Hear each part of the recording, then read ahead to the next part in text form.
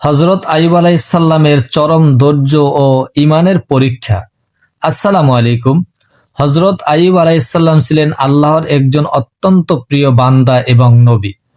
আল্লাহ তাকে অঢেল সম্পদ, বিশাল অট্টালিকা, গবাদি পশু এবং অনেকগুলো সুঠাম ও সচরিত্র সন্তান দিয়েছিলেন।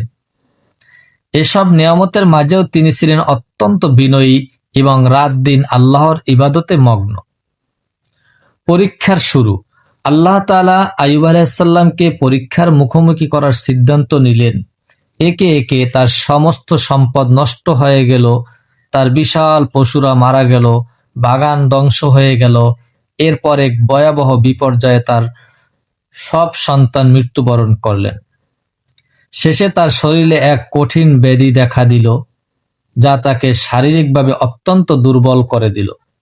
স্বজন ও পরিচিতরা ধীরে ধীরে তাকে ছেড়ে চলে গেল, কিন্তু একজন মানুষ ছায়ার মতো তার পাশে রইলেন, তিনি তার স্ত্রী বিবি রাহিমা। দীর্ঘ 18 বছরের ধৈর্য।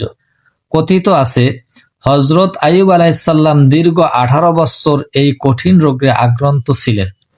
তার শরীরের অবস্থা এমন হয়েছিল যে জিহ্বা আর হৃদয় ছাড়া তার সব অঙ্গই প্রায় অকেজ হয়ে পড়েছিল।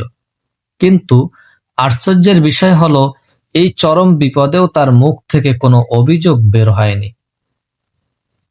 একবার তার স্ত্রী বললেন, আপনি তো আল্লাহর নবী, আপনি আল্লাহর কাছে দোয়া করলে তিনি আপনার রোগ সারিয়ে দিতেন। আইয়ুব আলাইহিস সালাম শান্তভাবে উত্তর দিলেন, আমি 70 বছর সুখে ছিলাম, আর এখন মাত্র কয়েক বছরের অসুখে আছি। আমি কি লজ্জা পাই না যে 70 বছরের সুখের বিপরীতে কয়েক বছরের দুঃখের জন্য এখনই অভিযোগ করব? সেই ঐতিহাসিক মোনাজাত।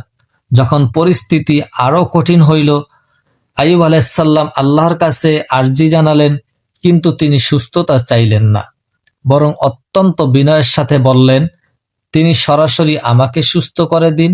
না বলে নিজের অবস্থা আল্লাহর সামনে তুলে ধরলেন। এটি ছিল আদব ও ধৈর্যের এক অনন্য দৃষ্টান্ত। আল্লাহর পক্ষ থেকে সমাধান। আইয়ুব আলাইহিস সালামের ধৈর্যের পরীক্ষায় আল্লাহ সন্তুষ্ট হলেন। জিবরাইল আলাইহিস সালাম এসে বার্তা দিলেন। আল্লাহ তাকে নির্দেশ দিলেন মাটিতে পা দিয়ে আঘাত করতে। তিনি পা দিয়ে আঘাত করতেই মাটি থেকে একটি পানির ঝর্ণা প্রবাহিত হলো। আল্লাহ বললেন, এই পানি দিয়ে গোসল করো, যা তার বাইরের রোগ সারিয়ে দিল। এই পানি পান করো, যা তার ভিতরের সব অসুস্থতা দূর করে দিল। মুহূর্তের মধ্যেই আইয়ুব আলাইহিস সালাম আগের চেয়েও যুবক ও সুঠাম দেহের অধিকারী হয়ে গেলেন। আল্লাহ তাকে শুধু সুস্থতাই দিলেন না, বরং তার মৃত্যু সন্তানদের পরিবর্তে নতুন নেক সন্তান দান করলেন এবং তার সম্পদ আগের চেয়ে দ্বিগুণ করে দিলেন।